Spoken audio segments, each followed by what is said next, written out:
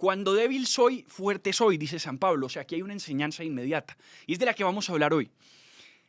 ¿Cómo entendemos nosotros la debilidad? ¿Cómo se debería entender la debilidad? Y aquí hay algo clave. Estamos en un mundo que tiene dos visiones sobre la fortaleza y la debilidad. Hay dos tendencias fuertes, quizá a nivel ideológico, a nivel de, la idea, de las ideas de las personas, dos tendencias muy grandes. Por una parte, una herencia de la enseñanza de Nietzsche, yo creo, especialmente en ese libro suyo, La genealogía de la moral.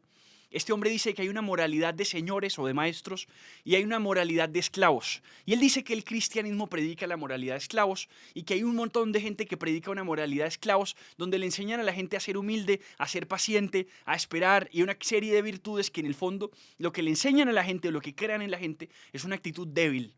Y hay quienes, digamos, abrazando toda esa, digamos, esa ideología, esa enseñanza de Nietzsche, abogan o enseñan o defienden una filosofía de la fortaleza y de la fortaleza total, una moralidad de señores, dicen ellos, una moralidad de maestros. Y esto tiene mucha fuerza en la cultura.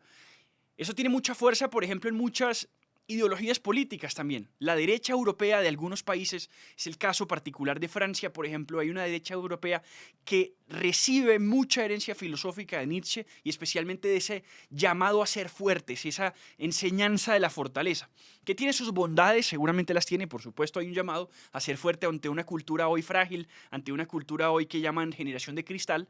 Sí, la fortaleza tiene mucho que enseñar a partir de ahí, aun cuando uno podría decir que Nietzsche no es el mejor autor, no es el más adecuado para no recibir esa herencia. Y por otro lado está la cultura de la debilidad, que yo podría llamar más bien como una cultura antiaspiracional.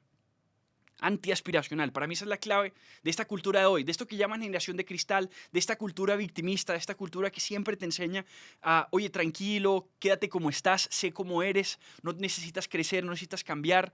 Tú puedes ser como eres y todos te vamos a aceptar, que está saturado de palabras como inclusión y tolerancia, y todos debemos tolerar, todos debemos ser inclusivos, y entonces tenemos fenómenos como por ejemplo en Estados Unidos el DEI, que son estas políticas públicas de inclusión, de diversidad que generan peligros hoy en empresas y que generan riesgos en muchas empresas porque se están contratando personas no con base en el mérito, sino con base en simplemente incluir, y entonces gente no apta para ciertos trabajos y uno ahí se hace una serie de preguntas, uno dice, oye, una persona que la escogieron no por su mérito, sino por inclusión, la pondrías a pilotear un avión, por ejemplo.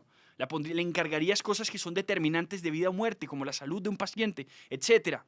Entonces uno dice, ok, la excelencia se necesita. O sea, la excelencia es importante y no podemos premiar la mediocridad y la debilidad nada más porque sí. Entonces tenemos esas dos culturas que pueden tener ciertas bondades, como puede ser la misericordia, digamos, la compasión, que tiene también algo de bueno, pero también tienen daños. Por lo mismo sucede con esta cultura que solo exalta la fortaleza y olvida la debilidad, y que tendrá sus problemas de egocentrismo, vanidad, orgullo, etcétera. Tenemos esas dos culturas y ante eso uno que responde. La cuestión es esa. Especialmente Jesucristo, que respondería algo así. Y nosotros ahí tenemos que decir algo que es clave. Las civilizaciones grandes de la historia se construyeron sobre los hombros de gente fuerte, de hombres fuertes. Y las civilizaciones grandes de la historia además no toleraban la debilidad. Un caso muy ejemplar son los espartanos. Los espartanos desechaban a los niños recién nacidos que venían con deficiencias, con malformaciones. Los dejaban morir. Y además las civilizaciones grandes siempre han enseñado historias de héroes, sean héroes reales o héroes mitológicos. Y esos héroes han sido el cimiento de sus civilizaciones, de su historia y su cultura. Pensemos en los griegos, pensemos en los romanos, por ejemplo. Son culturas que, por ejemplo, Nietzsche alaba y dice la cultura grecorromana exalta la fortaleza. Uno analiza, por ejemplo, la figura de un Aquiles, la figura de un Hércules, la figura de un Eneas, las figuras de grandes generales romanos como Escipión, como Julio César, como también el caso, por ejemplo, de grandes generales como Alejandro Magno, que tantas batallas conquistó y venció.